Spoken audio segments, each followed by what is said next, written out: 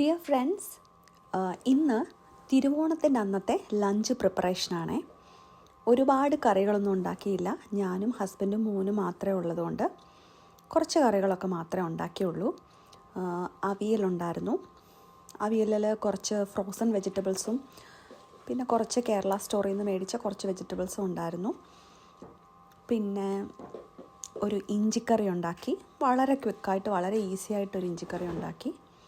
പിന്നെ ഇന്നലെ തന്നെ പച്ചടി ഉണ്ടാക്കി വെച്ചിരുന്നു, അപ്പം അതുകൊണ്ട് അങ്ങനെ കുറച്ച് വിഭവങ്ങൾ മാത്രമുള്ള ഒരു ചെറിയ തിരുവോണത്തിൻ്റെ അന്നത്തെ ഊണാണ് ഇന്ന് കാണിക്കുന്നത്. ഇഞ്ചിക്കറിക്ക് വേണ്ടിയിട്ട് കൊച്ചുള്ളിയും ഇഞ്ചി അരിഞ്ഞതും ഒക്കെ നന്നായിട്ട് വഴറ്റി പുളിയും ചേർത്ത് ശർക്കരയും കുറച്ച് മുളക് പൊടി അത്രയൊക്കെ ചേർത്തൊരു തട്ടിക്കൂട്ട് ഇഞ്ചിക്കറിയായിരുന്നു. പിന്നെ ഇത് പരിപ്പ് കറി വെച്ചിരുന്നു. പരിപ്പ് കറിക്ക് വേണ്ടിയിട്ടുള്ള അരപ്പാണ്. അതും ചേർത്ത് നെയ്യും ചേർത്തു. അങ്ങനെ പരിപ്പ് കറി റെഡിയായി. പിന്നെ പപ്പടം കാച്ചി, അതൊന്നും ഞാൻ വീഡിയോ എടുത്തിട്ടില്ല. പിന്നെ സാമ്പാർ ഉണ്ടാക്കി.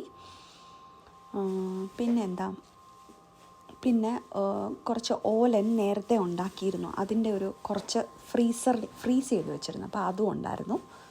പിന്നെ ഉപ്പേരി, ശർക്കര പുരട്ടി, അതൊക്കെ ഞങ്ങൾ മേടിച്ചു. കേരള സ്റ്റോറിൽ നിന്ന് മേടിച്ചു. കേരള സ്റ്റോറിൽ നിന്ന് മേടിച്ചു. അങ്ങനെ ഇത്രയും വിഭവങ്ങളൊക്കെ ഉണ്ടായിരുന്നു. ഇത് വേണ്ട ഇഞ്ചിക്കറിയുടെ ഇങ്ങനെ വഴറ്റിയതാണ്. ഇഞ്ചിയും കൊച്ചുള്ളിയും കൂടെ നന്നായിട്ട് വഴറ്റി അതാണ്. ഇത് അവിയൽ ഞാൻ തൈര് ചേർത്തല്ല, തക്കാളി ചേർത്ത ഞാൻ അവിയൽ ഉണ്ടാക്കുന്നത്. അതുപോലെ തന്നെ അവിയലിനകത്ത് ഫ്രഷ് തേങ്ങയല്ല ഇടുന്നത്.